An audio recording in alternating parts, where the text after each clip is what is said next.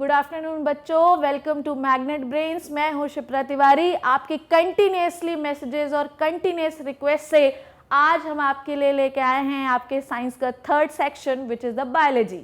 Generally लोग ये सोचते हैं कि बायोलॉजी अपने आप में एक बहुत ही डिफ़िकल्ट सब्जेक्ट है, बायोलॉजी अपने आप में एक बहुत ही क्रिटिकल सब्जेक्ट है, बायोलॉजी अपने आप में एक बहुत ही बोरिंग सब्जेक्ट है, इसको पढ़ने से हमें बहुत टाइम लगेगा, इतना याद करने के बाद भी हमें याद नहीं होता। कंटिन्यूसली आप अपने टीचर्स को परेशान करते हैं कि हमें ये याद नहीं हो रहा, हमें ये आंसर याद नहीं हो रहा। कंटिन्यूसली आप अपने पेरेंट्स को परेशान कर रहे हैं कि इस टॉपिक में हमें प्रॉब्लम है, इसका आंसर हम नहीं लिख पा रहे हैं। तो आप अपनी सारी चिंताओं को पोटली में भरकर किनारे रख दीजिए, क्योंकि अब मैं आपके लिए लेके आई हूँ बायोलॉजी, जिसे आप अपनी उंगलियों में नचा सकते हैं।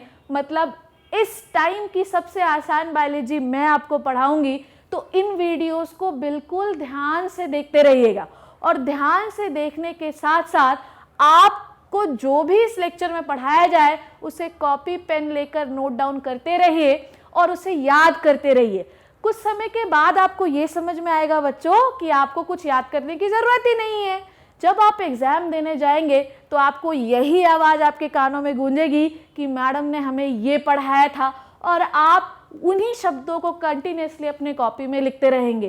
तो सारी चिंताओं से मुक्त होकर इस पर ध्यान दीजिए और बाद में आपको समझ में आएगा कि भाई इससे आसान तो कोई सब्जेक्ट है ही नहीं, इससे डिफ़िकल्ट बाकी सारे सब्जेक्ट हैं। So let's start with the subject biology. तो आज हम आपको कोई चैप्टर पढ़ाने वाले नहीं हैं। आज आपके लिए ये एक इंट्रोडक्टरी वीडियो है। इस इंट्रोडक्टरी वीडियो में हम ये जानेंगे कि भाई चैप्टर्स कौन कौन से हैं। डर के मारे हो सकता है कि बहुत सारे बच्चों ने अभी तक किताब भी ना खोली हो कि क्या पता इसके अंदर क्या है, तो इसमें घबराने की ज़रूरत नहीं है। आज ये एक इंट्रोडक्टरी वीडियो है, बिल्कुल चिंता मुक्त होकर आपको सिर्फ ये देखना है कि भाई आगे चल के हमें पढ़ना क्या क्या है। पहला जो यूनिट है वो है लाइफ प्रोसेस। पहली जो चैप्टर जिसे आप कहते हैं, मैं यूनिट कह रही हूँ, आप लोग इसे चैप्टर कहते हैं, उसे आप कहते हैं लाइफ प्रोसेस। सुनने में तो बड़ा ही आसान है कि जो भी प्रोसेस लाइफ में चलती हैं उन्हें हम लाइफ प्रोसेस कहते हैं, पर बेटा इन्हें चलाने के लिए हमें क्या क्या करना है, कैसे करना है, बॉडी कैसे काम करती है, प्लांट कैसे काम करता है, बैक्टीरिया वायरस ये सब कैसे काम करते हैं, यही सब चीज़ें हमको इन सारे चैप्टर्स में पढ़नी है। फिर भी मैंने आपको पहली ही लाइन में बोला कि इन सब के लिए आपको घबराने की ज़रूरत नहीं है, क्योंकि आपको मैग्नेट ब्रेन इतना आसान करके ये सारी चीज़ें पढ़ाएगा कि आप बिल्कुल टेंशन फ्री हो जाएंगे। तो पहली जो यूनिट है वो है बच्चों लाइफ प्रोसेस। लाइफ प्रोसेस जो है वो अपने आप में, मैंने कहा कि एक यूनिट है, इसके अंदर आपको 4 से 5 सब टॉपिक पढ़ने हैं, सब चैप्टर्स पढ़ने हैं, जो कि काफ़ी बड़े बड़े हैं, पर फिर भी इनको आपको इतने अच्छे तरीके से आपके दिमाग में डाला जाएगा कि आप इन्हें कभी भी भूल नहीं पाएंगे। बाद में चलकर आप चाहे बायोलॉजी ले या चाहे बायोलॉजी ना ले। So first chapter is the life process. ये अपने आप में ही एक बहुत ही बड़ा प्रोसेस है। जो भी एक्टिविटीज लाइफ को चलाने के लिए चाहिए बच्चों, उन्हें हम लाइफ प्रोसेस कहते हैं, ये हम सब जानते हैं। और कौन कौन सी एक्टिविटीज चाहिए भाई, हमको खाना खाना है, हमें उसे खाने को पचाना है, उसी तरीके से उस खाने को एक्सक्रीट करना है, उसी तरीके से उस खाने को हमें न्यूट्रिएंट्स लेने हैं उस खाने से, उसी तरीके से उन न्यूट्रिएंट्स से अपना दिमाग चलाना है बाकी सारे सब्जेक्ट को पढ़ने के लिए। तो इस तरीके से ये सारी प्रोसेस जिन्हें रोज़मर्रा की ज़िंदगी में हम सोचते हैं, एक्चुअली यही इन सब चैप्टर्स में पढ़ना है कि भाई खाना कैसे खाएं, खाना कैसे पचाएं, फिर खाने से हम एनर्जी कैसे लें, उस एनर्जी से हम अपना दिमाग कैसे चलाएं। ये सारी ही तो लाइफ प्रोसेस है, बस हमने इन्हें इंग्लिश में लिख दिया है, इसलिए ये आपको डिफ़िकल्ट लगती हैं। सो लाइफ प्रोसेस का पहला जो चैप्टर आप पढ़ेंगे, it is the nutrition. Nutrition मतलब पोषण। जो कुछ भी आप खाना खाते हैं रोज़, उन्हें आप न्यूट्रिशन कहते हैं। वो अच्छा भी हो सकता है, थोड़ा कम अच्छा भी हो सकता है। तो जो भी न्यूट्रिएंट आपको मिलते हैं बच्चों, वो सब न्यूट्रिशन ही तो है। तो आप जनरली लोग कहते हैं nutrition, it is a very heavy word. ये कोई हैवी वर्ड नहीं है। सुबह जो ब्रेकफास्ट हम करते हैं और रात में जो डिनर हम करते हैं, वही है न्यूट्रिशन। तो न्यूट्रिशन जो है बच्चों वो सब में हो सकता है। जैसे कि हम मुंह से खाना खाते हैं, वैसे ही प्लांट भी तो खाना खाएगा। प्लांट के पास माउथ और ऑर्गन्स नहीं है, तो उनके पास एक स्पेशल मैकेनिज्म है जिसे हम फोटोसिंथेसिस कहते हैं। तो इन सारे चैप्टर्स में आपको दोनों के बारे में पढ़ना है, चाहे वो प्लांट हो चाहे वो एनिमल हो। एनिमल में भी यूनिसेलुलर भी होगा और मल्टी सेलुलर भी होगा, मतलब सिंपल वाले भी होंगे और कॉम्प्लेक्स वाले भी होंगे। तो न्यूट्रिशन एक चैप्टर है जिसके अंदर आपको सबका न्यूट्रिशन पढ़ना है। आपको प्लांट का भी न्यूट्रिशन पढ़ना है, आपको अमीबा का न्यूट्रिशन भी पढ़ना है और आपको अपने खुद का भी न्यूट्रिशन पढ़ना है। अब अगर आपने एनर्जी ले ली बच्चों, आपने न्यूट्रिएंट ले लिया बच्चों, तो उस न्यूट्रिएंट से आपको एनर्जी चाहिए। आप एनर्जी किस चैप्टर में निकलेगी भैया? एनर्जी निकलेगी रेस्पिरेशन में। तो न्यूट्रिएंट लेने के बाद अपन ने नेक्स्ट में आए which is the respiration. So respiration is the second chapter जिसके अंदर जो भी न्यूट्रिएंट्स आपने डाइजेशन या न्यूट्रिशन चैप्टर में लिए थे उन सब को आपको रेस्पिरेशन में तोड़कर उससे एनर्जी निकालनी है। ये आपको समझ में आ गया? चलो, मतलब दोनों इंटरलिंक है, एक में खाना खाया न्यूट्रिएंट लिया और दूसरे में उससे एनर्जी ली। थर्ड जो चैप्टर आप पढ़ेंगे, अब एनर्जी हमने भाई, हमारी एनर्जी जो है वो ब्लड में है, पर अगर मेरा ये हाथ काम कर रहा है, ये हाथ काम कर रहा है, तो मुझे इन दोनों हाथ में इस समय पर बहुत सारी एनर्जी चाहिए। तो उस एनर्जी को जहां पर वो बन रही है उससे हाथ तक कौन लेके आएगा? उसे लेके आएगा सर्कुलेशन, मतलब सर्कुलेटरी सिस्टम। तो पहले में न्यूट्रिएंट खाया, दूसरे में न्यूट्रिएंट तोड़कर उससे एनर्जी ली, तीसरे में एनर्जी को सर्कुलेट किया, सर्कुलेट करके पूरे बॉडी में उसे सर्कुलेशन के थ्रू फैलाया ताकि सबको बराबर बराबर एनर्जी मिल सके, ताकि कोई पैनिक ना करे, ताकि कोई घबराए नहीं, कोई थके नहीं आपका बॉडी का ऑर्गन। उसके बाद जब आपने सारा काम कर लिया तो भाई ज़रूरी थोड़ी है कि जितना आपने खाया है वो सारा आपकी बॉडी यूज़ कर ले, ज़रूरी थोड़ी, बिल्कुल ज़रूरी नहीं है। अब जो कुछ भी बचा है बच्चों उसे बॉडी से एलिमिनेट करना तो पड़ेगा ही। एलिमिनेट नहीं करोगे तो थोड़ी देर के बाद, थोड़े समय के बाद वो पॉइजन बन जाएगा, वो जहर बन जाएगा और आपको डिफरेंट टाइप के डिजीजेस होने लगेंगी। तो जो कुछ भी बॉडी में बचा है उसे आप अपनी बॉडी से एलिमिनेट करो, जिसे ही आप कहते हो एक्सक्रीशन। तो कुल मिला के ये तो वही प्रोसेस है मैडम आप बता रही हैं जो हम पूरे दिन में करते हैं। बिल्कुल सही बात है। सुबह आपने खाना खाया, दोपहर तक आपको उससे एनर्जी मिली, थोड़ी देर के बाद शाम तक वो एनर्जी पूरे बॉडी में सर्कुलेट हो गई और रात तक जो कुछ भी बचा है या सुबह जो कुछ भी बचा है वो सब आपने बाहर निकाल दिया। तो ये तो वही प्रोसेस है भाई जो हम रोज़ करते हैं। तो इसमें कुछ भी घबराने वाली चीज़ तो है ही नहीं। वही तो मैं आपको स्टार्टिंग से बता रही हूँ कि इसमें कुछ भी आपको रटना नहीं है। सेकेंड जो यूनिट जो है, जो चैप्टर है बेटा, लोग इसको कहते हैं कि ये बहुत ही डिफिकल्ट चैप्टर है। क्या है कंट्रोल एंड कोऑर्डिनेशन, क्या है ये सब? बेटा कंट्रोल एंड कोऑर्डिनेशन कैसे नहीं होगा भाई? तुम मेरी बात जो है कैसे समझ पा रहे हो? कैसे मैं तुम्हें कुछ बोल रही हूँ तो तुम्हें सुनाई दे रहा है बेटा? क्योंकि तुम्हारे पास खुद का दिमाग है, तुम्हारे पास खुद के कान हैं। अगर मैं जो चीज़ बोल रही हूँ अगर वो तुम्हें सुनाई दे रही है, इसका मतलब ये कि तुम सही तरीके से, तुम्हारा दिमाग काम कर रहा है। इसका मतलब ये कि मैं सही तरीके से बोल रही हूँ क्योंकि मेरा दिमाग काम कर रहा है, तुम सही तरीके से सुन रहे हो क्योंकि तुम्हारा दिमाग काम कर रहा है। So control and coordination is the unit 2, जिसके अंदर आपको ये सिखाया जाएगा कि किस तरीके से हमारी पूरी बॉडी की सेल्स, पूरी बॉडी की कोशिकाएं एक दूसरे की बात सुनती हैं।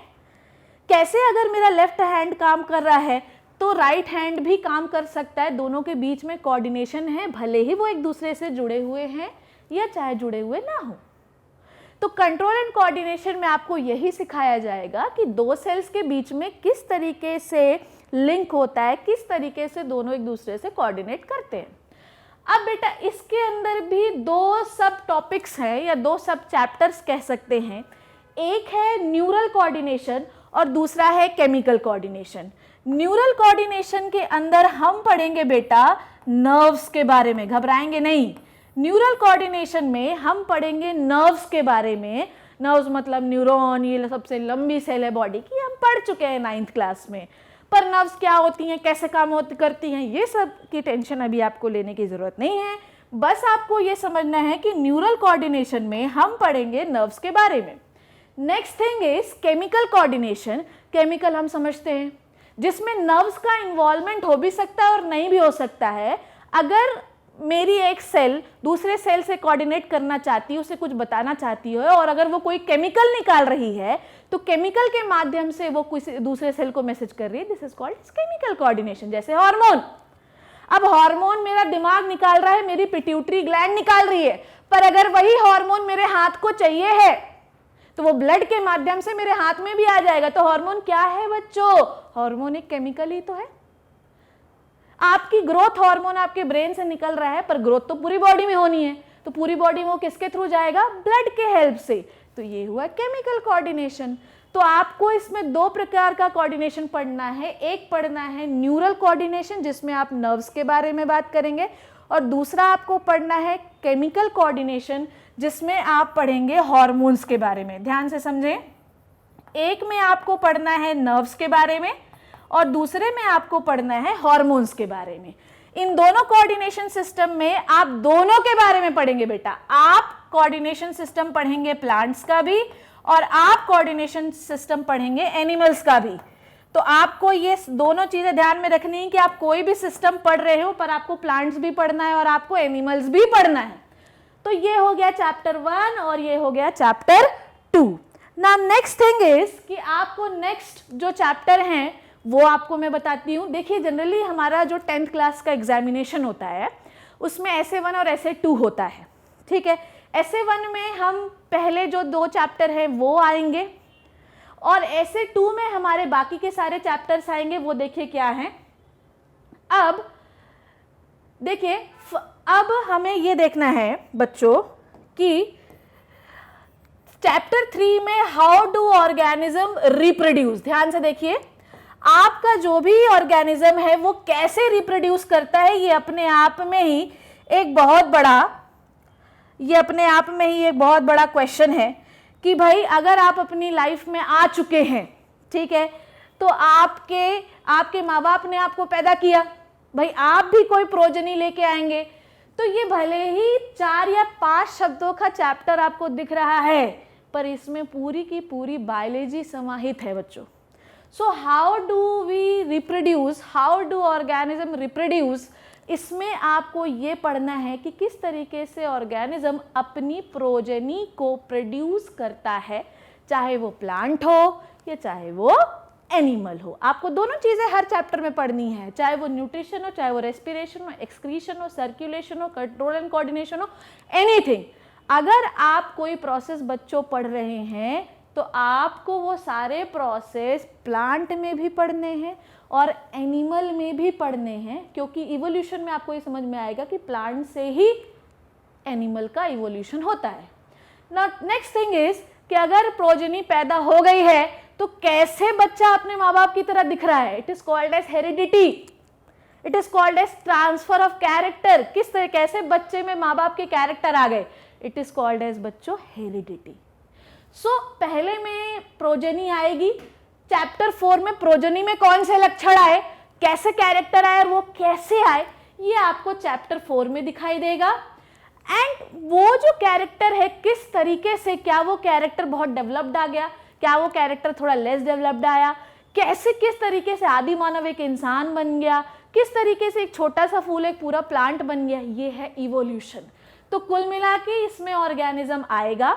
नेक्स्ट हेरिडिटी एंड इवोल्यूशन में आपको ये समझ में आएगा किस तरीके से आपको कैरेक्टर मिले, इवोल्यूशन में किस तरीके से आपका अर्थ में डेवलपमेंट हुआ। तो यहाँ पर आपका ऑर्गेनिज्म पैदा हुआ है, ठीक है, यहाँ पर उसमें कैरेक्टर आएंगे और ये होगा कैरेक्टर का डेवलपमेंट। तो मेरे ख्याल से ये बात आपको समझ में आ गई हो। जो फिगर आपको दिखाई दे रहा है उसमें भी आपको इवोल्यूशन दिखाई दे रहा है। देखिए कि किस तरीके से फिगर में छोटा आदमी बड़ा होता जा रहा है, यही चीज आपको इस चैप्टर में पढ़ाई जाएगी। तो ये चैप्टर सुनने में बहुत डिफिकल्ट लग सकते हैं, पर ये पढ़ने में बहुत ही आसान है। तो बिल्कुल भी घबराने की जरूरत नहीं है जब तक आपके साथ मैं हूं। सो चैप्टर 5 कि ये पूरा लाइफ प्रोसेस है। अभी तक आपने पूरा लाइफ प्रोसेस पढ़ा कि किस तरीके से न्यूट्रिशन, खाना पीना, किस तरीके से एक्सक्रीशन, किस तरीके से एनर्जी, किस तरीके से कंट्रोल कोऑर्डिनेशन, कैसे हार्मोन काम किया। सो चैप्टर 4 जो था वो हेरिडिटी एंड इवोल्यूशन है, एंड चैप्टर 5 वो है आर एनवायरमेंट। ये अपने आप में अगर आप NCERT पढ़ रहे हैं, अगर आप KVPY देने वाले हैं, अगर आप NTSC देने वाले हैं, ये अपने आप में एक बहुत ही इंपॉर्टेंट चैप्टर है, ये ध्यान से देखिएगा।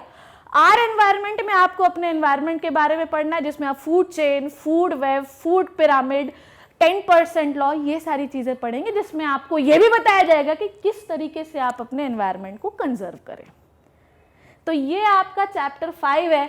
एंड चैप्टर 6 जो कि बहुत सारे स्कूल्स में या बहुत सारे लोगों को, कई बार ये फिजिक्स में भी पढ़ाया जा सकता है, कई बार केमिस्ट्री में भी पढ़ाया जा सकता है और कई बार बायोलॉजी में भी पढ़ाया जा सकता है। तो इसमें आपको ये बताया जाएगा कि किस तरीके से आप अपने नेचुरल रिसोर्सेस को बचाएं, क्योंकि अगर आप इसे नहीं बचाएंगे तो एक टाइम ऐसा आएगा कि ये सारे खत्म हो जाएंगे। तो कुल मिला के आज हमने ये सीखा या आज हमने ये जाना कि आपकी पूरी बायोलॉजी में है क्या क्या। तो हमने ये सीखा कि पहला चैप्टर इज द न्यूट्रिशन, जिसके अंदर आपको खाना खाना है, खाना पचाना है, खाने से एनर्जी निकालनी है। सेकेंड चैप्टर आपने ये पढ़ा कि किस तरीके से आप जो है अपने आप को कोऑर्डिनेटेड रखेंगे, किस तरीके से व्यवहार करेंगे, किस तरीके से बिहेवियर रखेंगे। थर्ड चैप्टर में आपको ये पढ़ना है कि किस तरीके से ऑर्गेनिज्म रिप्रोड्यूस करता है। फोर्थ में ये चैप्टर पढ़ना है कि माँ बाप से कैसे बच्चों में कैरेक्टर आते हैं और हमारा डेवलपमेंट कैसा हुआ। फिफ्थ में एनवायरनमेंट का रक्षा कैसे करें, एनवायरनमेंट की सुरक्षा कैसे करें। एंड सेकेंड लास्ट जो भी natural resource, last one is the जो भी नेचुरल रिसोर्सेज खत्म हो रहे हैं उन्हें किस तरीके से बचाया जाए। तो बच्चों कोई भी घबराने की ज़रूरत नहीं है जब तक आपके साथ मैं हूँ। इन सारे चैप्टर्स को हम बहुत ही आसान तरीके से पढ़ेंगे, जानेंगे। तब तक आप मैग्नेट ब्रेन का ये चैनल देखते रहिए, तब तक आप इन वीडियोस को ध्यान से पढ़िए और आप अपने एग्जाम में सक्सेस पाइए। तब तक के लिए स्टे ट्यून्ड, नेक्स्ट वीडियो का इंतज़ार करिए। Thank you.